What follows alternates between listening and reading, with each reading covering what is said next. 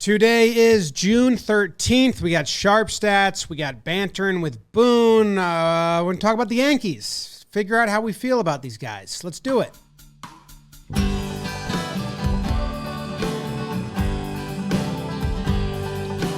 Talking Yanks with old John Boy, Jake. Recaps galore, weekly awards, stat lines, steaming hot takes. Get your Yankees news from these two fine dudes. It's time for Talkin' Yanks. Talking Yanks with old John Boy and Jake. Talking Yanks with old John Boy and Jake. Hello and welcome to Talkin' Yanks, episode 919, brought to you by SeatGeek. My name is Jimmy. His name is Jake. We got producer BBD looking fresh behind the box.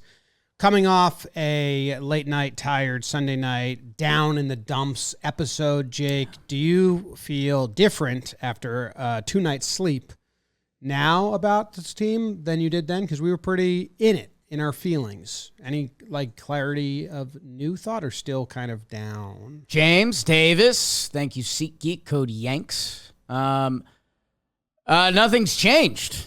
What has changed? I don't know. No. It'll be nice when Bader and Judge are back. I think that was still my feelings the other night. Otherwise, yeah, I mean, I'm, going into a 2-gamer against the Mets, that doesn't have me juiced up. I mean, the questions we can ask Boone, I don't know. Rank your top 3 DHs on the team. I don't know. It's like it's not juicy at all, and it feels like just more and more feels like it hinges on Judge, and it's a sport that is least unrelated to the star player of any of the major sports. So just overall concern. It's kind of crazy that, this is going to get swiveled in a negative way, but I was not trying to do that. The Angels have Trout and Ohtani. Yes. And they still lose. The Yankees only win this year and last year because of Judge. And the amount he pushes them from below 500 to playoff team is nuts. Trout's just as good. The Angels must be just even worse around them. I don't know. They've been better up until this point this year. They've been very similar to the Yankees, but in previous years, it's been 10 years. They haven't done anything. Of Trout, yeah. Yeah. It's just very interesting how much Judge can affect this team when he doesn't even go all out on defense, but he's very good in the short right field. But Angels would love a Garrett Cole. Hell, they had the second highest bid. Yeah, they did. I don't know. Yeah, I was trying to see if maybe we were finding any optimism in between. And, if Judge and Bader come back, then I'm optimistic that as long as they stay healthy, then I worry about, playoff starting pitching. But I don't know. We got a sharp stat. I'm sure we're going to hear about some bad stuff. I don't think this is going to be a good one. I don't know. It says on base percentage on our screen, so I'm guessing that's low. It's not good. That was definitely as I was prepping a banter with Boone. I yelled openly in Starbucks today. I said, "Anyone have questions for Boone?" One of our colleagues was there, so I asked her, Amanda. Did she have any? She did not. She said she didn't really watch this weekend. She was like, I don't know. She kind of said it feels like the same stuff. I was like, yeah. You know what? If this is feeling the same for you and you're having some trouble new with sponsor your erections, oh, Rex MD. Guys hate going to the doctor, and they kind of hate talking about this stuff. I'm going to the doctor today. For this. Rex MD makes generic and branded Viagra or Cialis easy. Everything's online, even the prescription. They deliver to your door. No office visits, no talking to a receptionist. Hi, can I get an appointment? It's not working. Viagra can cost around $90 a pill. Well, Rex MD has generic Viagra for as low as $2 a pill. It's a big difference. That's nice. That's 89. 88 Nah, even. I got it wrong. It's all right. With I read the tax and 9. I stuff. started saying 80, and then I Yeah. read the 9. Free 2-day shipping. It's fast, simple, and cheap. And you can access your U.S. licensed RexMD physician anytime you need afterwards. Take advantage of their deal by heading to rexmd.com/johnboy. Our exclusive deal will save up to 90% off, where you'll pay as low as $2 per dose of generic Viagra instead of $90 plus. It's rexmd.com/johnboy for up to 90% off and a free gift. Your partner. Or your partner. Your partner. Your Well, partner. thank you. Yeah. I watched an episode of Little Rascals, like the original Little Rascals from 1905 today with James. Ah, yeah. It's hilarious how they talk. He was pretty into it. They were training circus animals, trying to win Darla's heart. Alfalfa, hell of a character. All-timer. Some of the words they were saying, I was like, this is good stuff. You tell anyone about Alfalfa, and I think... They're on to something with the hate going to the doctor stuff. I'm going to the doctor today. It stinks. It's not exciting. I'm kind of excited because I'm going to like the specialist Right. now, like end of the line, find out what's wrong with me. But the best news is still bad news. True. Worst news is You know? ALS, and that's like my fingers crossed. I don't want that. It's a bad one. It's on the docket though. One of the Who options. put it on the docket? All of my symptoms. Okay. I hope it's not that. Thank you, David. I also hope it's not that, but I Thank think you you. might be getting in your own head a little bit. I don't think we need to jump there yet. Well, very unlikely, but that's the worst news. Yeah. It's some crazy autoimmune muscle thing. Hopefully the doctor leads to some answers. And can help me with the on-base percentage situation Yeah. for the Yankees. The Yankees. It's bizarre. I'll ask her. Bizarre. Okay. She might have some insight. Katie Sharp called back and added more, so you'll hear her reintroduce herself. It's not Allow me to restarting. reintroduce myself. My name is Katie. Guys, this is the Queen of Stats, and obviously the biggest news in Yankee Statland right now is the awful performance they've had without Judge in the lineup.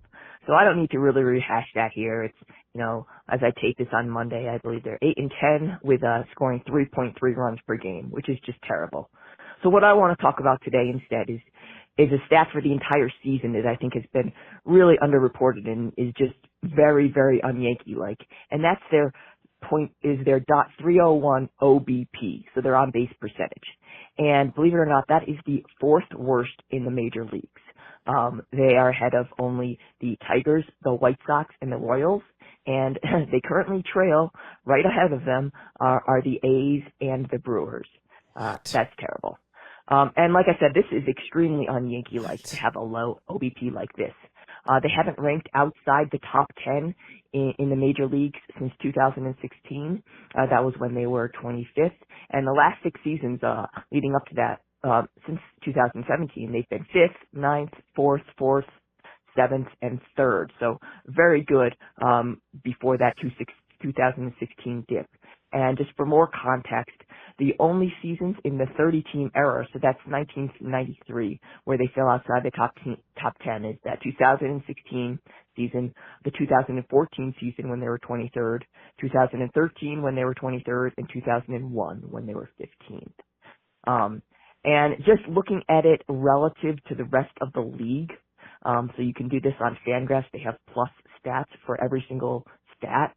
So their OBP plus, there's only been 4 Yankee teams that have been worse as of now. And that's 1925, 1908, 1990, 1965, and 1969. So this really is one of the 5 worst Yankee teams in history in getting on base relative to the rest of the league. And it really, if you want to know, without Judge, their team OBP this season is .268. Yeah, that's terrible. And looking at individual players, the only players above the league average, which is a 319 OBP, are Rizzo, Gleyber, and Judge. And Anthony Volpe currently has a 260 OBP, which if you look at the 160 qualifiers in the major leagues, that's last. So, and he has the 3rd most plate appearances on the team. So there's a lot of culprits for this, and this is just a very, very un-Yankee-like stat that I think is really hurting them.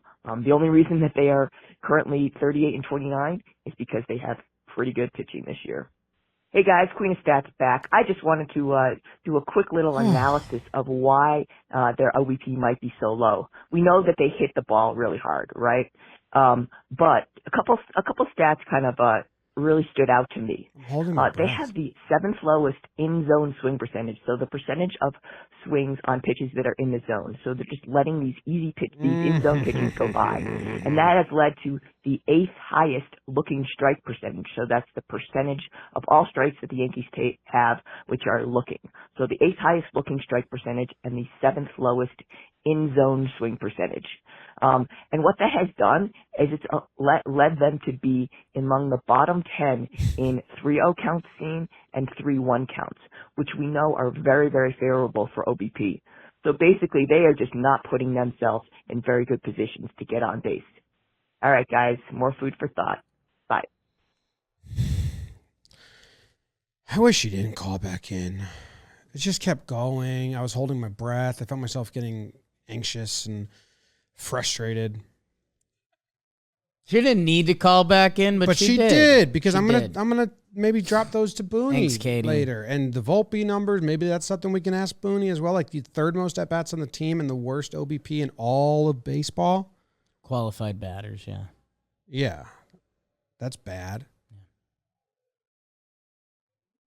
It's so on Yankee-like. I know she said that. Like that's used to be their identity, man. Even, 2021 has become our, and again, it's a perk of being a Yankee fan in a way, but that's our baseline, like, kind of blah Yankee team, because they were getting on base, they were drawing walks, but they had double plays, there was no speed, it felt like it just never was coming together. Yankee teams always get on base, and I remember even before like Moneyball and the on-base revolution in baseball happened, it was like the whisper campaign of the Yankees. It was like, even when these guys don't get hits, they'll walk. And everyone was like, oh, that's, not great baseball, but okay, Yankees. When all that happened, I was like, Yankees have been walking for years. Like I remember as a little kid, like playing baseball and like valuing seeing pitches just because I watched a lot of Yankees baseball. Yeah, work the count. I used to do that in like my backyard and my dad was throwing me BP. I had coaches yell at me. He was like, you stink. Because sometimes I would take first pitch strikes and I'd nod my head. Yes, because that was what you used to do. One of the coach, I had a coach scream at me. Like, that's not good.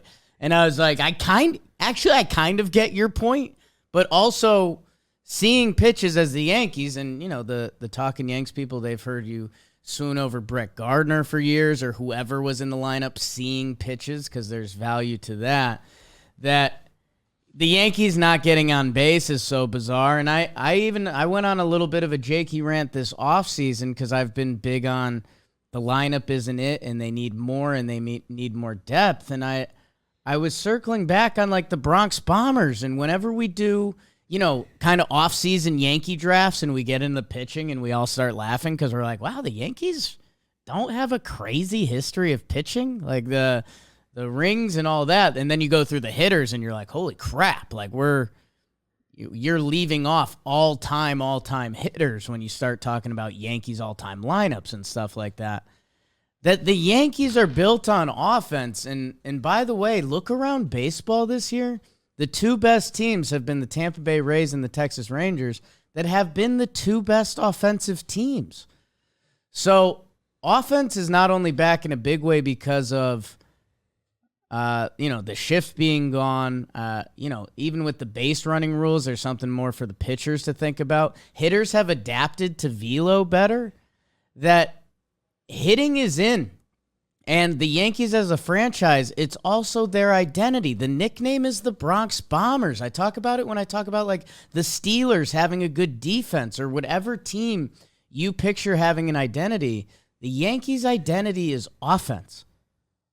Like, yes, you're going to need pitching performance at any time to win baseball games, but the Yankees' identity is built on offense. And right now, it's bad. They're still last in the league at hits on a 3-1 count. was over a month ago when I first talked to Boone about that. So maybe I'll bring that up. Hey, you said we could check in on this. Yeah. Let's check in. It's been a month. Still last in the league. Which isn't good. Still last in the league at batting average and 3-1 count. Hey, not last in the league on base. Okay. Good job. Way to go. 20th. Second last in slugging. And second last in OPS. Interesting. The Rangers are last in the last two. Don't need it. Don't need to get to those counts if you already get hits, you know? Yeah. Only 8 hits. Yeah, I don't know. And right now, if you look at the Yankees lineup on Fangraphs, it has Calhoun, Bowers, and McKinney in the lineup. Which again, I think in a normal season you kind of got room for one of those, and like, ooh, let's see what Willie or Bowers or McKinney has to offer for a little bit, and maybe that can blossom into more. But I don't know. I mean, even the Donaldson homer stuff. People heard me talk about it last episode, and I was wrong, and I can admit that when I am. But Josh Donaldson batting second, or thinking that he deserves to even bat second, when that's become like the holy part of our lineup, like the judge's sanctuary, where the best hitters on your team hit first and second, and he's got a 143 batting average. I don't know. The other thing that I've put out here that it was something I stumbled into is do what the other team doesn't want to see. And I think when the other team sees Josh Donaldson hitting second right now, they're kind of like, oh my God. They don't have much else until Bader and Judge come back.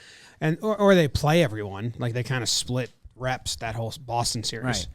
Right. But dude, what's frustrating is how bad the offense is. Mm-hmm. All around. It's bumming me out. Because I don't know the solution to all these problems. Right. Like the so bad against starting pitchers. Right. And collectively not even seeing 3-0 counts or not being aggressive on pitches in the zone. Like, okay, so you're not good against starting pitchers and you're the 7th lowest in-zone swing percentage. Like, what's the chicken and what's the egg here? And what is birthing the chicken or the egg? Like, is this a philosophy thing or a personnel thing? Because we've had a lot of different personnel come through now, and it seems like a philosophy thing. It seems like this is a preparation and what you're looking for at the plate thing more than the individual. Because how many different people have been part of this? It's both, right? I mean, it's not, some of these guys, just because if you tell them the approach, if me and BBD let off for the Yankees tonight, I don't think our preparation or approach would change too much, like it's not like there's some guy in the 8-hole that's killing it right now that we're like, oh, let's give him a chance up top. Like, no. Yeah, but you think all the guys besides, Rizzo and Judge, like Volpe, Oswaldo, that's just all their game? But they're kids. Like, at least those guys have hope in the future of developing and finding something different. Bader was the only one giving different at-bats. Yeah. Like attacking, swinging big, driving the ball in fastball counts. I don't know. Pro player. Yeah, Rizzo's slump obviously came at the worst time, and we don't know if there's injury stuff tied in there. Gleyber has still somewhat been hitting here and there, but also having some of the oddest mental gaps on the other side of the ball. And I think the other thing that we stumble into some theories that it feel like change over time. And we've talked about this, like, hey, we love him. Awesome dude. Trevino's hitting this year has been really bad. Yeah. He's a 566 OPS. I mean, he's 258 on base. Like, those are, that's why I threw out qualified before, because those are Those are lower than Volpe. And it goes into what, again, has been one of my part of evolving theories that, hey, maybe we'll see on a Yankees team 2 years from now. But to be putting a non-offensive player in the lineup, that leaves so much less wiggle room as you go inning to inning to inning. Because now, okay, you called up the prince that was promised, Volpe Potter. And he hasn't been going yet. And guess what? It kind of makes sense. He's a kid. A lot of kids don't figure it out immediately at the big league level. But you've tied your hands there a little bit. So now we've basically got 2 O's in the lineup. You kind of gave Oswaldo a chance at left field. That's been 3 now O's in the lineup. IKF, I know he's been playing better lately, but his stats on the year, he's still a 77 OPS plus. That he's kind of our go-to center fielder right now with Billy McKinney. That I don't know, when you start running through this, and with DJ having an all-time bad start, Rizzo just had the worst slump of his career. I mean, my goodness. You're banking on Bowers and Stanton's playing every 3rd game and Bowers hasn't been back yet. That's B squad, Bader and Judge. Kinda. That's what they're banking on. So I don't know. You got too many infielders. It's kind of been the same story for 2 years now. Even worse this year. Well, when Judge was here, they were good. Same with Bader. 2 outfielders. Yeah, I guess so. They got rid of Hicks, and now he's rolling. Wonder how they feel about that. Oh, it drives them insane. It drives them absolutely mad. It's their biggest fear in the world, is letting the asset go, and then they contribute. Yeah, and then they just peg it on situations, which some players it is true, and other players maybe not. I mean, some Yankee fans want to hear this, some don't. So half cover your ears. Gary Sanchez is batting cleanup for the Padres. Yeah, Garrett can hit. He's cute as hell. Very happy for Gary. Snell loves throwing to him. Didi just got picked up. Yeah. Mariners. Minor league. Yeah, he's going to have fun. Picked up, He's going to have though. fun. Where's he always going? has fun. Tacoma? Although we haven't seen him have fun in a little bit. Essentially a top 5 offense with Judge and Bader. They're good. Worst offense without him. You jazzed up for the Mets series? Nah. I had the same notes as Katie Sharp. Yankees are 27th in OBP. Tigers, White Sox, Royals. The worst teams in the worst division. Maybe the hitting coaches are just all about swing, like how to get your swing right now and not how to have an at-bat. I don't know. Maybe not. I don't know anything. I'm just frustrated. No, and yeah, I was bummed out. I was bummed out thinking about the Subway Series because I hadn't gone to one. We were talking about this on Wake and Jake the other day.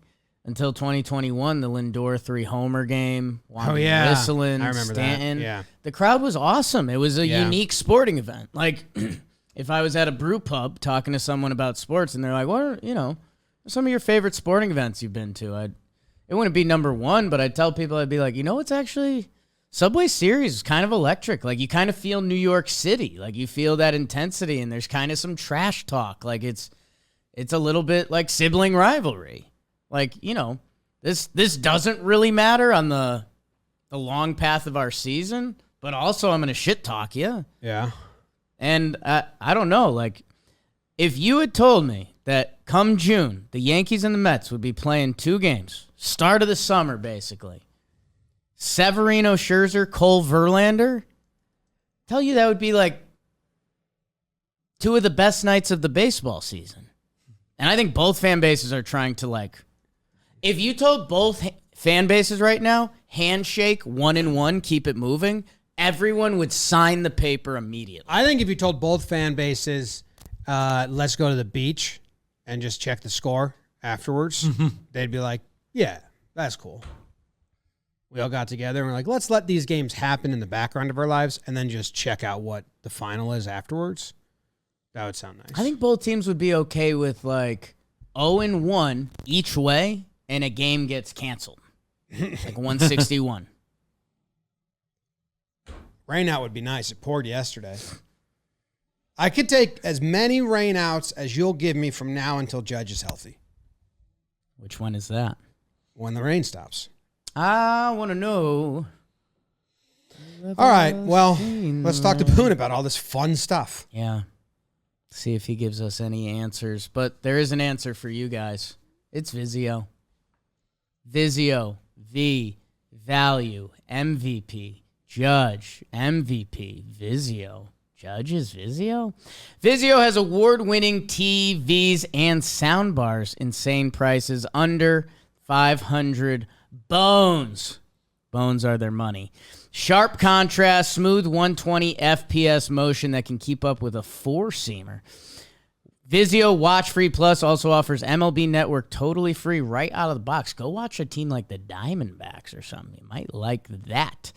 Vizio, they've always been the MVP of value. So head over to Vizio.com to check out how you can elevate your viewing experience all season long. Whatever your budget or size of your home, Vizio has you covered for the perfect TV and soundbar. There's a link in the description. Bong. All right, here we go. We got Boone joining us after his off day. We just did a bunch of chatting. Maybe we just take some of that and then we redo it in the middle here. You got any updates for us? We don't really want to do a whole injury update list. The only thing that I think we have to ask about because we were sad. Cheer us up. We lost a couple homestands. Yeah, got to ask about Judge. I really have nothing for you on Judging. I mean, I am as curious as you guys are. I will say, walking out of the building with him Sunday, I know he felt a lot better than like a few days before, and like he's got like a normal gait now and stuff. So, but I don't know when it's gonna, and I really haven't gotten anything from the trainers on it. So. Okay. We had some rugby players here, and they heard that he was out with turf toe, and they laughed. And we had to kind of, Joe's actually, our guy was trying to back him up, saying, well, it's a different sport. And they said, turf toe doesn't, who sits for turf toe? So the rugby guys don't have support for Judge right now. Just an update. And we tried to have his back. But hopefully, if his gait is normal, that's a plus. Yeah, that hopefully is a good thing. So, and I wasn't off day yesterday, so I'm excited to go in and see what we got today. The biggest thing is going to be, it's his back foot is going to be rotating the hitting part. Yeah, that's what we tried to explain.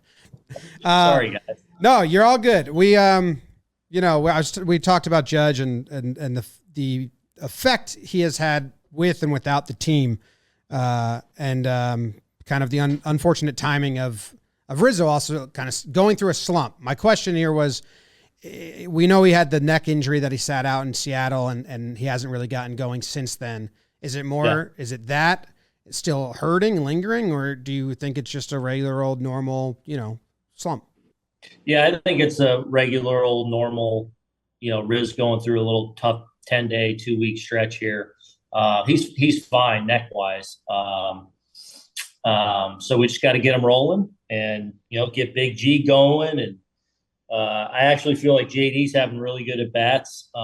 Even though he hasn't gotten a lot of hits the last couple of days, I feel like he's getting there. We got to get DJ going. I thought he had 3 better at bats in the most recent game. So it's just getting a few of the big boys going, and then continuing to get contributions from guys that have come up. And unfortunately on that homestand, we go 2-4 and lose a bunch of 1-run games where it's like not that margin for error right now. We gotta punch through. We had Katie Sharp call in, if you're familiar, the queen of stats. She's done a lot of statistic work at broadcasting and different things. She's been with us for a little while. And we just talked some on-base percentage, and that's the one that had us really tilting our head, because you go through Yankee teams throughout the years, and she laid it out a lot more beautifully than me, but the Bombers get on base. Like, even going back to before on-base percentage was cool and sexy, like the New York Yankees got on base. And right now they sit at 27th with only AL Central teams behind them, which essentially don't count. Is that is that approach? Is that, hey, we're in it? I was gonna say it's early in the season, but it's kind of not. Like it. Has something changed there, or is it, I don't know, the luck of the cards? No, I mean, that's an area we got to improve on, because you're right. That has been a hallmark of our success, is the ability to get on base. So that's an area we need to continue to improve on. Part of that is we have encouraged our guys to be more aggressive, early in counts, first pitches, because so many teams now are, really just trying to grab strike one. And, that's obviously a big deal. 1-0 to 0-1 is a big deal. And if teams are throwing the best pitch to hit right down the middle, say in that first pitch, we got to be ready to go. So in a lot of ways, I feel like we've done a better job of that. But within that, as games unfold and, you get deeper into counts, being able to win those 3-2 counts, make those really good decisions on 1-1, those allow you to get deep in the count and hopefully, especially as you're wearing a team down, to get that on base going. But it is something that we need to do a better job of, and hopefully we will as we continue to unfold here. Yeah, when we talked about it with Katie, and then Jake and I kind of just talked about it after rolling, and it's perplexing because it does feel like the Yankees are swinging earlier in the account. It's actually middle of the pack as the first swing percentage in the league. Right. But what's actually plaguing the team so far in terms of on-base percentage is that they're not swinging at pitches in the zone. So it's the seventh lowest in baseball at swinging at strikes in the zone, which kind of goes back to the 3-1 conversation I brought up a month ago, and you said we can revisit it. A month check-in, we're still last in the league at swinging at 3-1 fastballs. 3-1. And so it just seems, I don't know. I don't know if there's a lot of youth on the team. We know that Cabrera and Volpe have struggled working counts and getting into hitters counts, especially like recently. But that seems to be it more, is that not attacking pitches in the zone.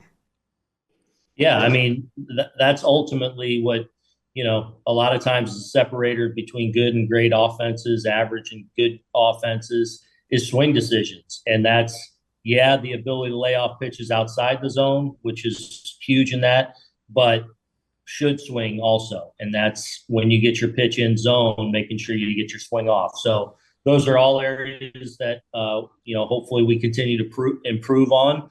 Obviously, we've had a lot of different personnel and a lot of, injury guys here through the first, however far, 60-something games into the season we are now. So hopefully we can get more stable but as a group, hopefully continue to improve on that, because that's going to, if we can improve on those things, that goes a long way in helping us become ultimately the offense we want to be. Yeah, it's a little bit of a double-edged sword of, I don't know what is the result and what is the reason with the kind of approach and not swinging at strikes, but which has led to the Yankees have the least amount of 3-0 and 3-1 counts. So like working the counts deep, which then leads to they're one of the bottom 5 teams against starting pitchers. And I think 5 of the last 9 starters went perfect through the first 3 innings recently. Mm-hmm. And it's just like, and like super low pitch counts. And that's also kind of just not the Yankees that, I've grown up watching. Can that be something the team tackles? Can that be something like before a game, like, hey, let's have this, let's try to do this, or let's do that? Or is each player going to have their own approach and their own plan of attack? No, I mean, there's a little combination of that. There's certainly, we want to have a team approach or a team thought on, but there's absolutely then now tailored individually for individual strengths and weaknesses and, how you match up against a particular pitcher. So, look, it's an area we got to continue to grow at, continue to improve at, and hopefully as we get continuity, we will get better at that.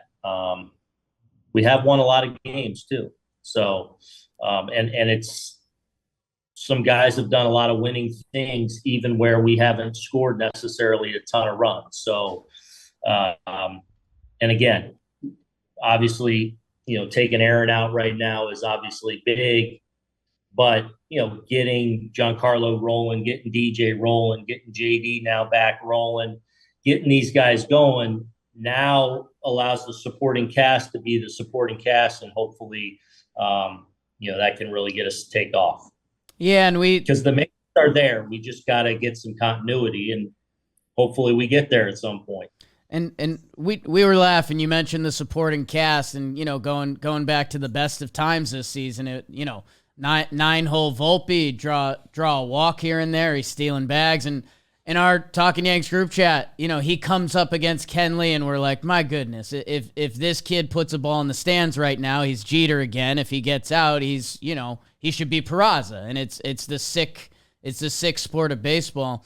I guess we're going through some stats, and I'm just reading stats of the qualified batters. Volpe's right now last in on base percentage. He's 260 qualified batters. He's a young ball player. Not everything is the stats. We want to see him develop, and especially where he's going to be at the end of the year, and 3 years, all of that stuff. I get it. I guess for you, where does the line start to be drawn? Because it's not pure results driven, but in what you're looking for from him, where you might take a step back and be like, hey, maybe we do need to get him out of the MLB lineup, because it might be hurting him more than he's helping him. Would that be bad at bats? Would it be frustration, or what would you be looking for? Look, a little bit of everything. The thing I'm seeing is a guy that is,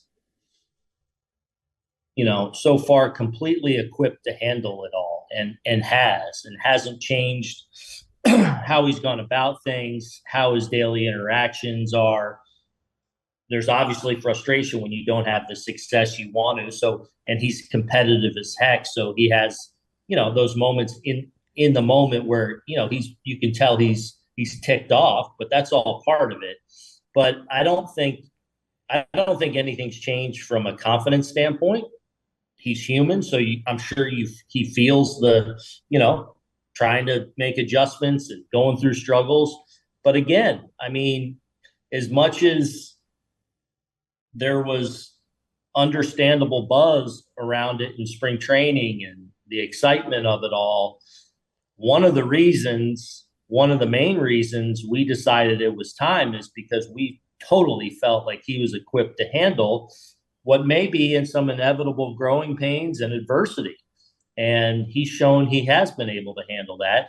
And all the while, I think overall, he's made a couple errors here and there. I think he's played really well defensively. He's obviously great on the bases. He's gotten big hits for us. He's hit with some power. He's on pace to hit over 20 home runs. So all of a sudden you get rolling literally, 4, 5, 6 games, you take off a little bit. Now all of a sudden you're over 200, and the narrative changes like that. And what I'm seeing is, in my opinion, a guy that is still helping us win games, but I'm confident will continue to be in the middle of helping us win games. And as long as I continue to see that, and continue to see him deal with the ups and downs the way you would hope, I feel a lot of confidence with him still. If you're a young player like Volpe, or any player, actually, this is just not, obviously it stems from him and being a rookie, but in general, in baseball, in the middle of the season, how do you practice or get reps in on a pitch, right? So right now, every pitcher's loan away breaking ball to Volpe. Every pitcher has the same exact plan against him. It's the first 2 pitches have been breaking balls away or fastball in. But mostly when they get them, they're going that slider away, breaking ball away, righty pitchers. How does he practice that? How do you get, like, I know they have new technology that some stadiums have, and you can stand in and punch that in. But if he doesn't have that at his disposal, are there drills you do? Because you only get 4 at-bats a game. There's drills, but we do have that at your disposal. We do have. We do have. You guys have that at the stadium? Yeah, well, yeah. Everything you can match. So you're able to replicate a lot more now than you ever could before. Jake and I stood in on Cole's pitches on that machine.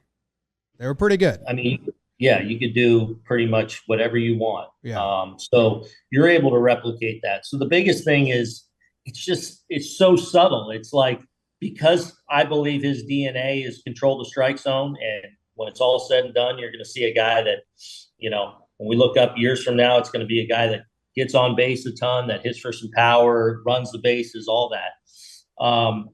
It's that fine line of really, I feel like in the last week, he started to get back to a little bit of control the zone where I see some discipline within there, but then there's still a little bit of expansion. And it's such a fine line. Yeah, I don't know the numbers. I don't know the numbers on this, but from my watching, it seems like the difference between 0-1 and 1-0 is huge for his approach the rest of the way.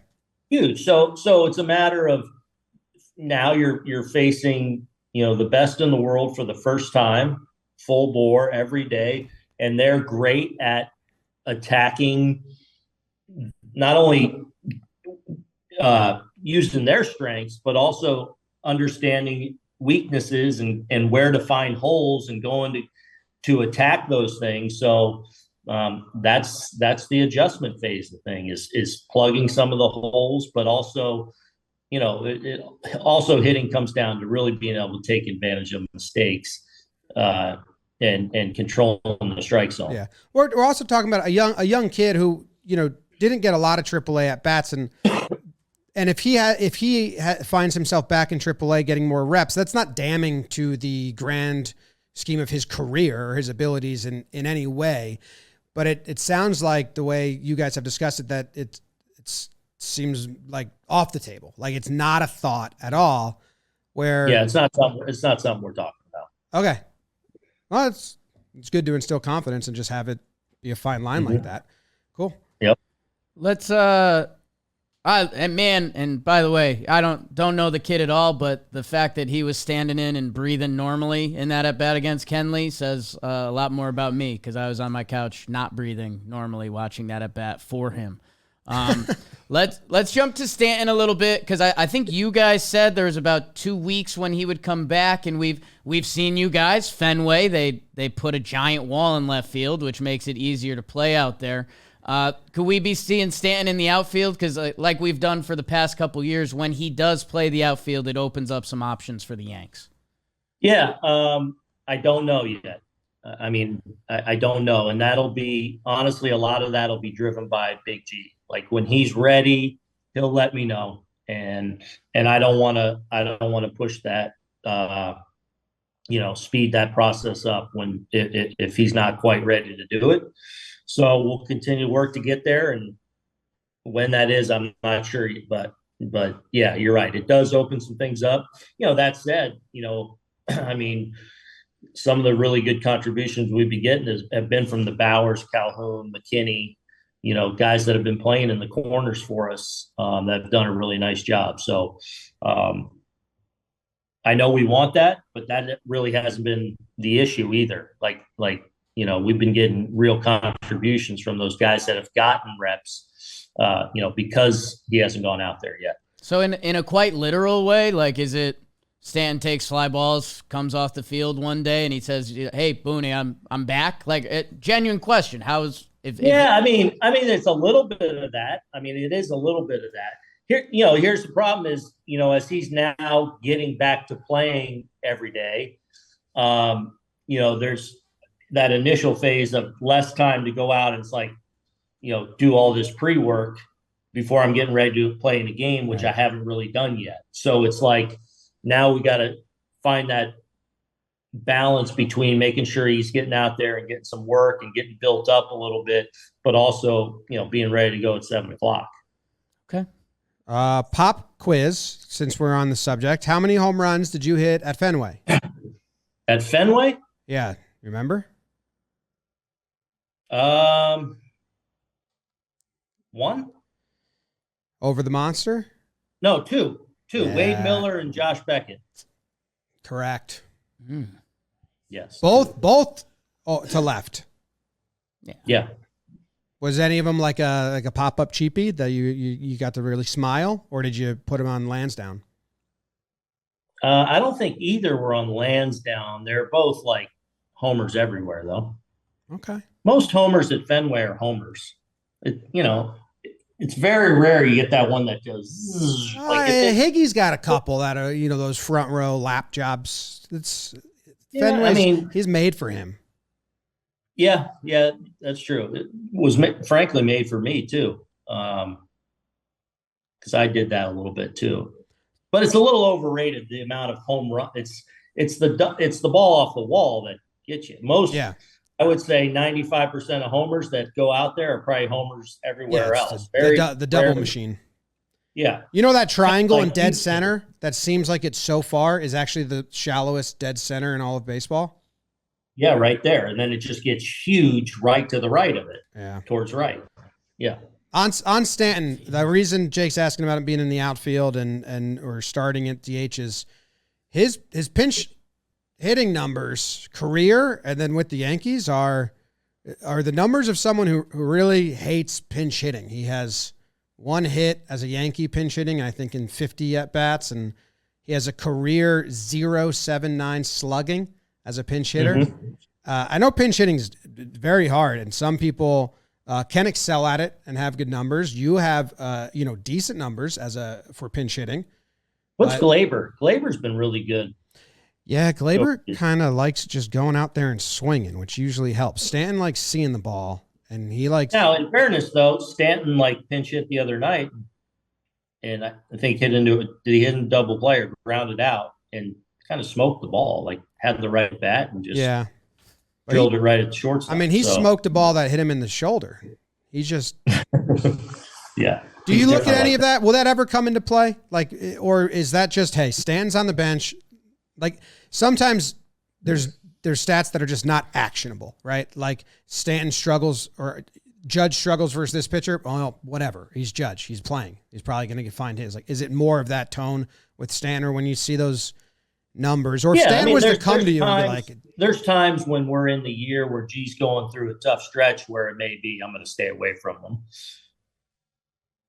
Those kind of things happen and come up. But if I'm just giving a guy a day and we're in a big spot late and, he's in a pretty good place and it's just a normal routine day off, that's a different story. Gleyber's got a .357 batting average as a pinch hitter. Pretty good. That is pretty good. .524 on base percentage. That's nuts.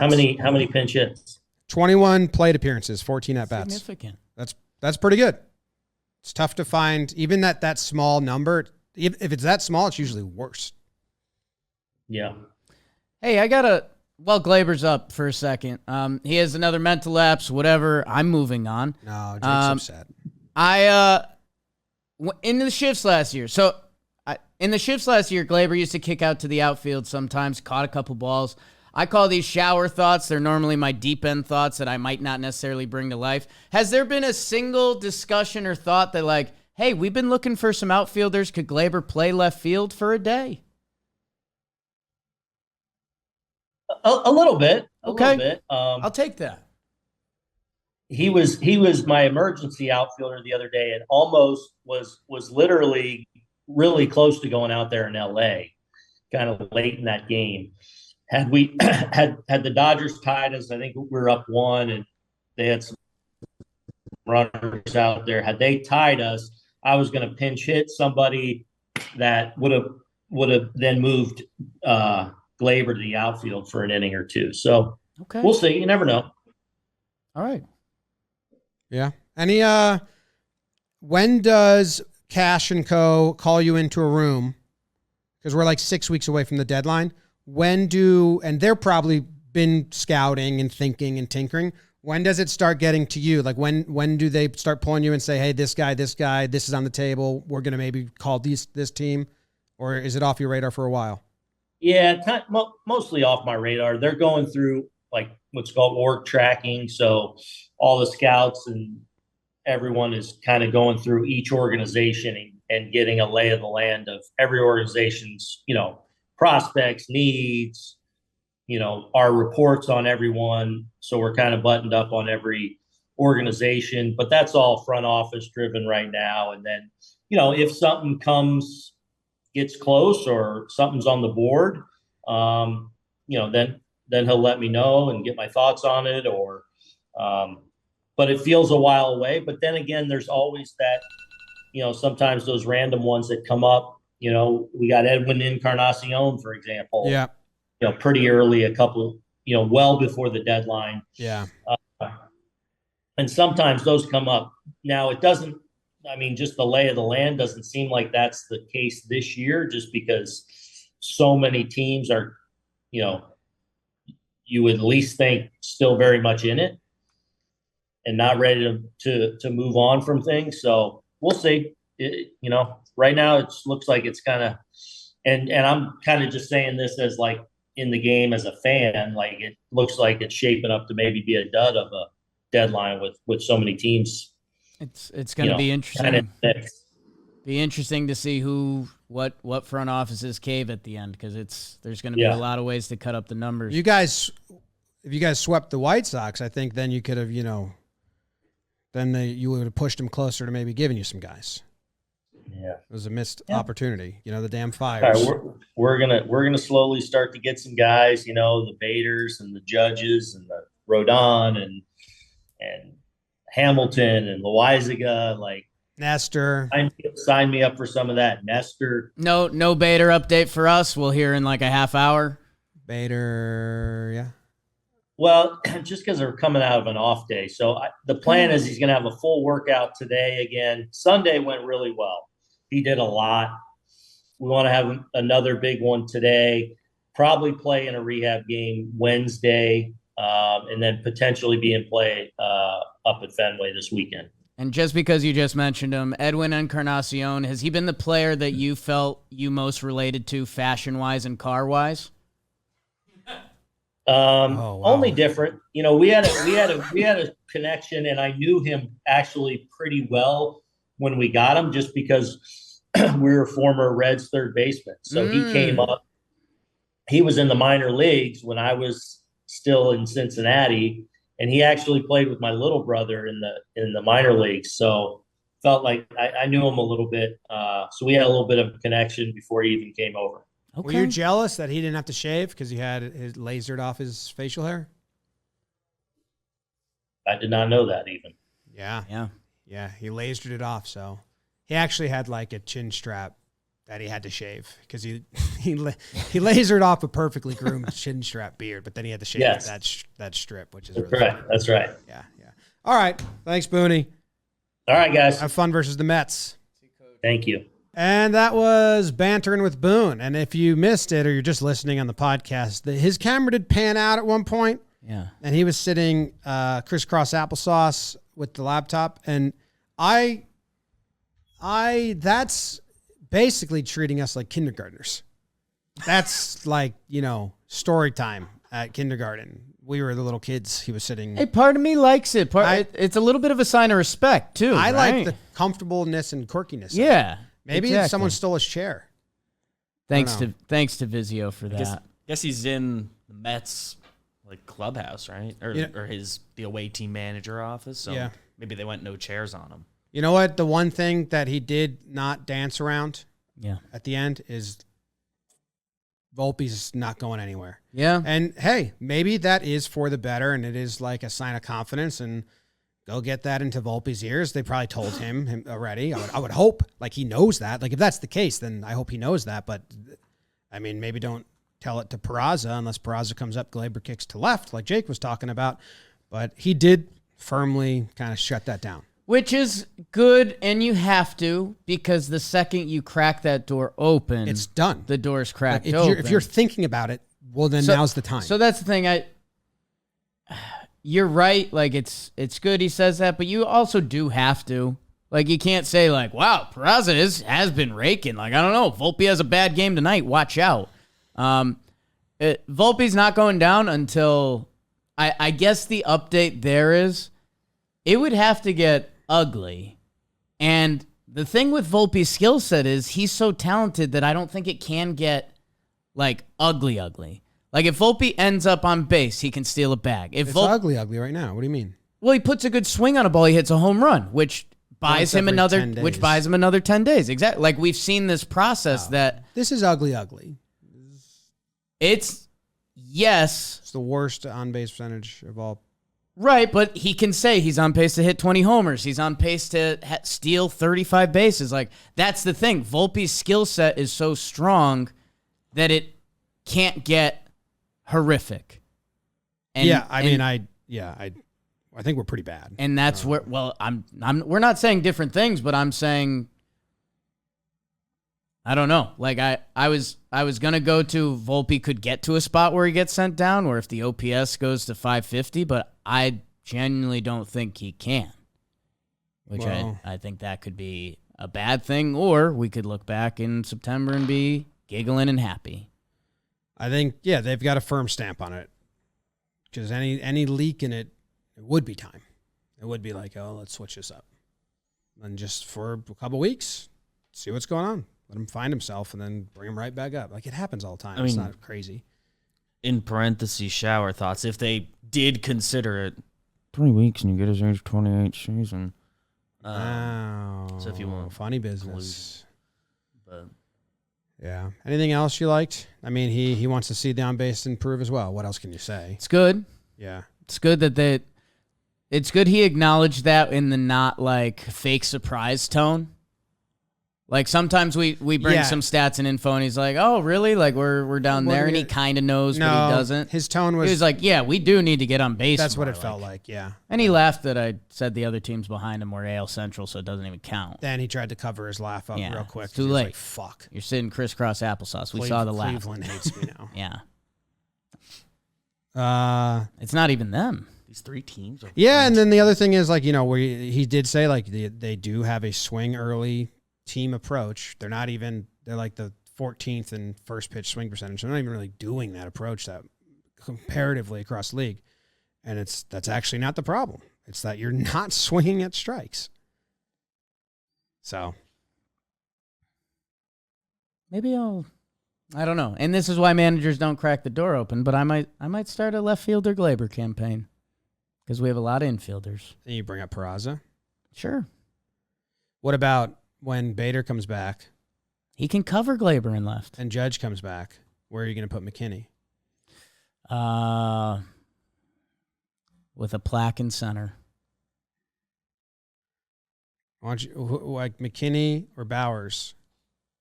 Who are you gonna keep? Well, it's too early. Let's see where we are when we got to make that decision. I agree with him. Bowers is offensive. Bowers has been a threat. Yeah, Bowers' offensive numbers and kind of approach at the plate has been pretty good. But if Stanton's got a DH, I don't know. It's left field at Yankee Stadium. McKinney looks solid as an outfielder. It's a couple games. He's playing with his hair on fire. It took me a lot to not bring him up. Classically trained outfielder. I almost did, Looks but like I an knew outfielder. I knew it was such an interview non-answer. Yeah. And be like, McKinney's playing with his hair on fire. You like that? Blah, blah, blah. That's not that's nothing. Yes, he likes that Billy McKinney. I'd like Boone to answer us in gibberish one time. Oh. Like, that could mean 2 things. Because sometimes you like to answer in gibberish. You often like to answer in gibberish. As like a comedy joke, or as like he kind of gets lost in his words for a second and he's like, oh. I was thinking the first one. The second one sounds fun. Yeah. But either or, just kind of just like not words. Okay. And the other thing I wanted to say was, yes, let's have a voicemail episode soon, I think. Okay. Where people can give us some thoughts that maybe we don't have. We haven't had a voicemail episode in a while. I think it'd be fun to hear from some people. Like, I need, or I was actually thinking I need people to like pump me up, like Bubak. Okay. At some point. We don't need to play all of them. Let's play the best of the best of the best of the best voicemails. Maybe like top 5. as we get the next actual Judge update, so we can like get a timeline. Maybe we get let's get hype. Yeah, okay. We'll do an age limit. Let's do an age limit next week. 65 and up only. Voicemails allowed. And we have to be able to tell from the tenor of your voice. Oh, we forgot to ask him if he's ever hit 84-year-old announcer with the foul ball. That was something we were going to ask. Damn. Bummer. Well, thanks for listening. Go Yanks. Tell them, Grams. Go Yankees.